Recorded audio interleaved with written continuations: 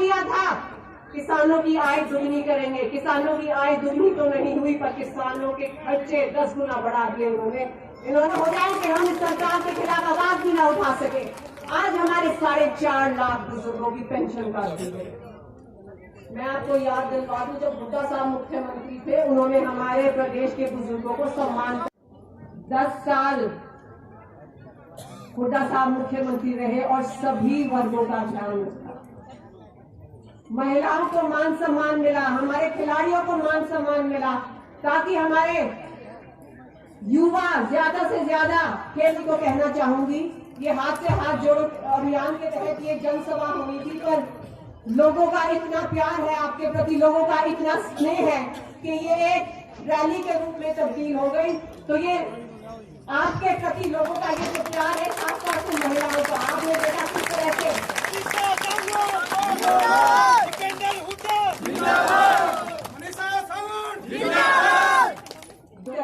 क्योंकि उन्होंने हमेशा ही दिल्ली में, चंडीगढ़ में आप लोगों की आवाज बुलंद की है और आने वाले समय में भारी बहुमत से कांग्रेस की सरकार बनाए।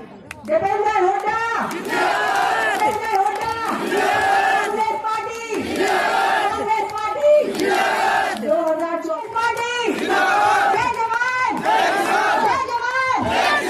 महिलाओं के सम्मान में आज देवेंद्र हुड्डा भी मैदान में है, तो सारी महिलाएं एक बार बोले देवेंद्र हुड्डा, हमारा नेता कैसा हो, हमारा नेता कैसा हो, हमारा नेता कैसा हो। मैं देवेंद्र हुड्डा जी से आग्रह करूंगी कि वो आए, क्योंकि उन्होंने खेल जगत में आपका और हमारा नाम बीसीसीआई जैसी एक ऐसी संस्था जो देश के जो क्रिकेट की सर्वोच्च संस्था है, वहाँ पर आपका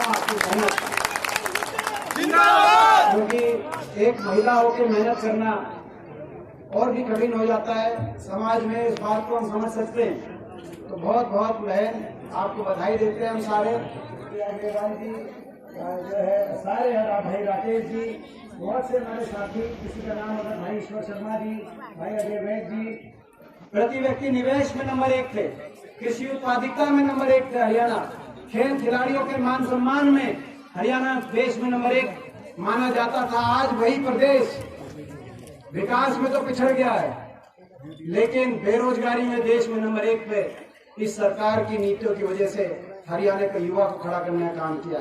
बेरोजगारी में आज देश में नंबर 1, क्योंकि निवेश हुआ नहीं, कोई फैक्ट्रियां आई नहीं, ना कोई थर्मल का कारखाना लगा, ना कोई यूनिवर्सिटी सरकार में नहीं बनी, ना कोई औद्योगिक क्षेत्र बना प्राइवेट के अंदर, ना कोई फैक्ट्री लगी।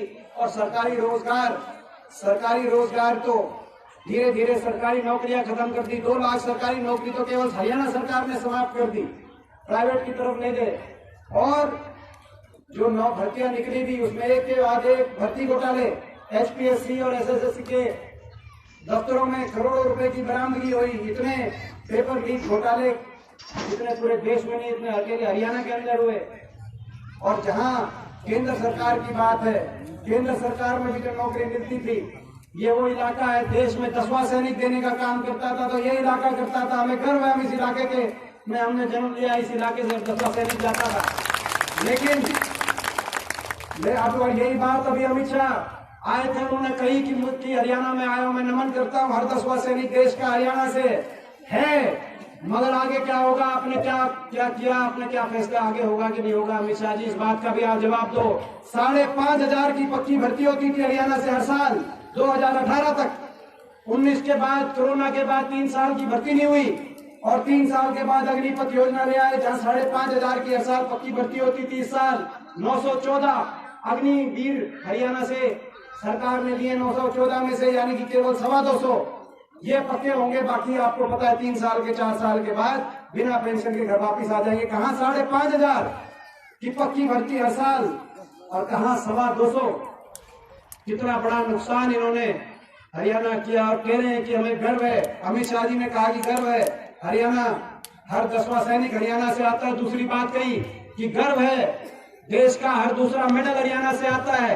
आता था अमित शाह जी, आता है, लेकिन क्या आप इस लायक छोड़ोगे? हमारे आज खिलाड़ी अपने सम्मान के लिए, अपनी इज्जत बचाने के लिए आज जंतर मंतर पे बैठे हैं। आपने जो ये बातें कही हैं, ये बातें इस तरह का हरियाणा बनने में दशकों लग गए। देश में सबसे आगे हरियाणा पहुंचा था, मगर आपकी सरकार, हरियाणा के अंदर ऐसी सरकार आई, आज बेरोजगारी में देश में सबसे आगे, महंगाई ने सबकी कमर तोड़ दी। मेरी काफी ताई बैठी है, काफी बुआ भी बैठी है, कितना का सिलेंडर हो गया ये बताएंगी। तो महंगाई ने डीजल, पेट्रोल, रसोई गैस का सिलेंडर, खाद का कट्टा, कोई ऐसी चीज नहीं। आज महंगाई ने, और वेट, सबसे ज्यादा वेट खट्टर साहब ने देश में एक चीज में और सबसे आगे पहुंचा है। सबसे ज्यादा वेट अगर कहीं है, यानी कि सबसे महंगा डीजल पेट्रोल कहीं है तो हरियाणा के अंदर सबसे ज्यादा वेट ठोक दिया। और इसीलिए कोई दूरदर्शिता से ना विकास कार्य हुए, ना हरियाणा को आगे लाके जाने की कोई सोच आई। आज हरियाणा के नौजवान को सबसे ज्यादा बेरोजगारी का सामना इसलिए करना पड़ रहा, सरकार ने छोड़ दिया, उनके भविष्य को भगवान भरोसे छोड़ दिया और अपनी लूट खसूट में लोग लग गए और काम नहीं भी करते। अगर ये काम नहीं करते, मैं बड़े बुजुर्गों को कहना चाहता हूं, अपने नौजवान साथियों को, अगर ये काम नहीं भी करते 9 साल, तब भी हम काम चला लेते। लेकिन इन्होंने आपका और हमारा स्वाभिमान, हमारे और आपके स्वाभिमान को छीनने का काम किया। कोई ऐसा वर्ग नहीं जिसको सड़क पे लेके आए हो। मिनिशा जी ने सही कहा, 1 साल तक किसान बैठा रहा सड़क पे, 750 किसानों के घरों के चिराग बुझ गए। मैं एक परिवार में गया, सरकार की तरफ से, किसी और पार्टी की